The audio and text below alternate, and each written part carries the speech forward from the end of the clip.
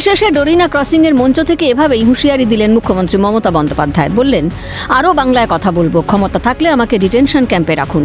BJP বরাবর বিভেদের রাজনীতি করে, ভাষা নিয়েও বিভেদের রাজনীতি করা হচ্ছে বলে অভিযোগ মুখ্যমন্ত্রীর। বাংলা ভাষায় কথা বললেই কি বাংলাদেশি? প্রতিবাদে গর্জে উঠেছেন মুখ্যমন্ত্রী। বৃষ্টি উপেক্ষা করে রাজপথে নামলেন মমতা। বুঝিয়ে দিলেন, ভিন রাজ্যে বাংলায় কথা বললেই হেনস্থা করা হলে আন্দোলন তীব্রতর হবে। মুখ্যমন্ত্রীর অভিযোগ, 2025 সালের ফেব্রুয়ারি মাসে একটি বিজ্ঞপ্তি জারি করা হয়েছে। ভারত সরকার লুকিয়ে সেই নোটিফিকেশন দিয়েছে। কেন্দ্রের বিজ্ঞপ্তিকে আমরা চ্যালেঞ্জ করব। বেশ কিছুদিন ধরে আমি লক্ষ্য করছি, প্রতিদিন আমার কাছে কমপ্লেন আসে এবং সেই কমপ্লেনটা আমাদের দেখতে হয়। আমি অত্যন্ত লজ্জিত, মর্মাহত। ভারত সরকার আর বিজেপি পার্টির এই আচরণে ভারত সরকার একটা নোটিফিকেশন করেছে, জেনে রাখুন।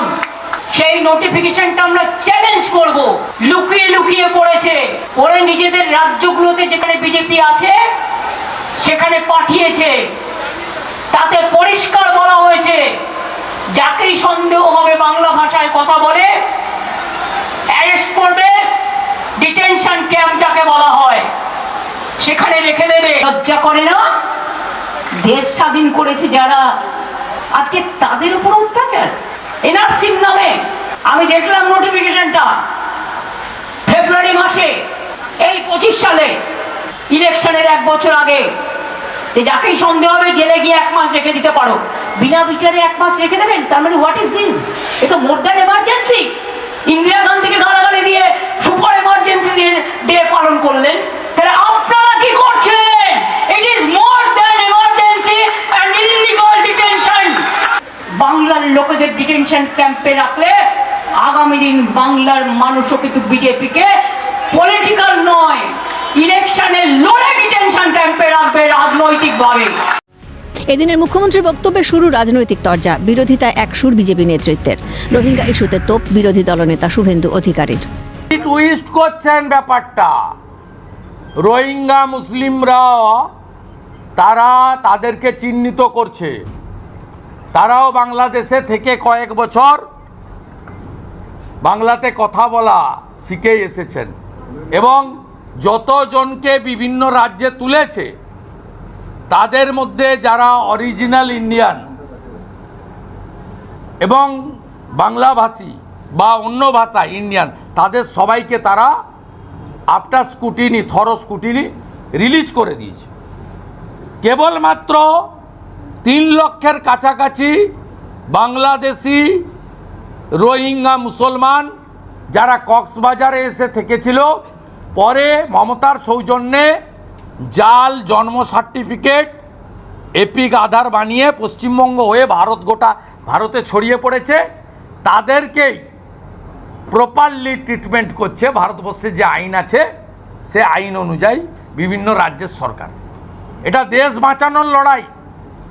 সংখ্যালঘু তোষণ করে ভোটের রাজনীতি করছে তৃণমূল, বললেন বিজেপির রাজ্য সভাপতি সমীক ভট্টাচার্য। रोहिंगा और बांग्लादेशी मुस्लिम घुसपैठियों को पश्चिम बंगाल पे लाना और वोटर लिस्ट में उसका नाम दाखिल करना, यही तो तृणमूल कांग्रेस की राजनीति है।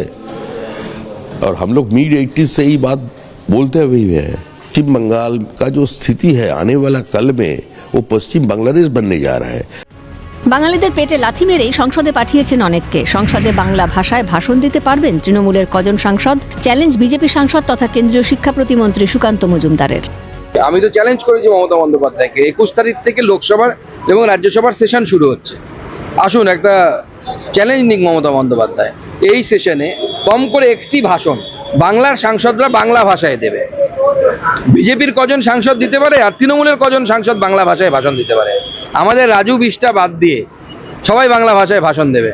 মমতা বন্দ্যোপাধ্যায়ের দলের কজন বাংলা ভাষায় ভাষণ দিতে পারে দেখি? বাঙালির কথা বলছেন বড় বড়, বাঙালি তো নামে বাঙালি। বাঙালির পেটে লাত মেরে উনি ইউসুফ পাঠানকে লোকসভায় পাঠিয়েছেন।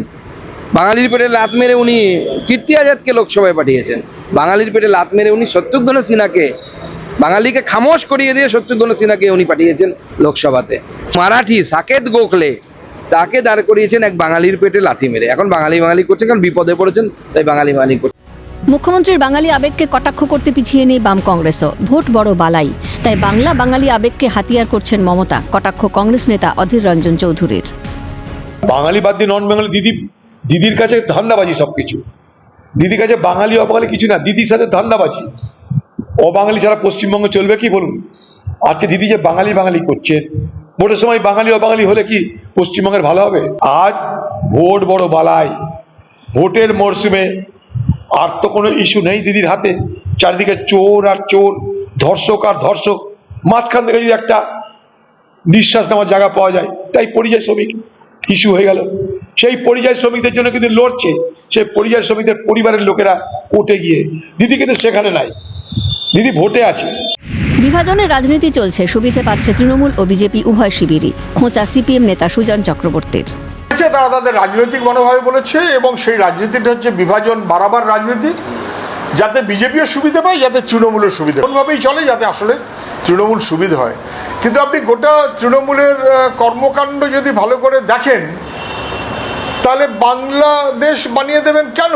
বাংলার হয়ে উনি কথা বলবেন কেন? উনি তো বলেছিলেন বাংলার তার মেয়েকে মুখ্যমন্ত্রী চায়, মানে বাংলা তার মেয়েকে চায়। বলেননি যে বাংলা তার মেয়ের নিরাপত্তা চায়। বাংলা বিরোধী মানুষের সংখ্যা খুব একটা কম না, যারা যে কোনো সময় তৃণমূল থেকে বিজেপি হয়ে যেতে পারে। এটা বাংলার পক্ষে দাঁড়ানো নয়। এত দেরিতে জাগলে হবে? বিজেপির বি টিম বলে বাম কংগ্রেসকে পাল্টাতো তৃণমূল নেতা কুণাল ঘোষের। হচ্ছে মমতা বন্দ্যোপাধ্যায় তৃণমূল কংগ্রেস কয়েক দিন ধরে এই নিয়ে আন্দোলনে আছে, সেটা দেখে কপি ক্যাট সিপিএম আর কংগ্রেস তারা এই ধরনের কোনো একটা কিছু করার কথা বলেছে। তো তৃণমূল তো গত কয়েকদিন ধরেই এগুলো চালাচ্ছে। মমতা বন্দ্যোপাধ্যায়ের নেতৃত্বে মিছিল হবে তো ঘোষণা করে দেওয়া হয়েছে। তো এত দেরিতে জাগলে হবে? এত দেরিতে জাগলে হবে? এই সিপিএম আর কংগ্রেসের আচরণে, মুখে এরা বলছে যা, কিন্তু আচরণে তো পুরো বিজেপির বি টিমের আচরণ করে। সব ভাষাকেই সম্মান করেন রাজ্যের প্রশাসনিক প্রধান, কিন্তু বাংলা ভাষা ও বাংলার অসম্মানকে বরদাস্ত করা হবে না বলেও এদিন সাফ বার্তা দিয়েছেন মুখ্যমন্ত্রী মমতা বন্দ্যোপাধ্যায়। ক্যালকাটা নিউজ।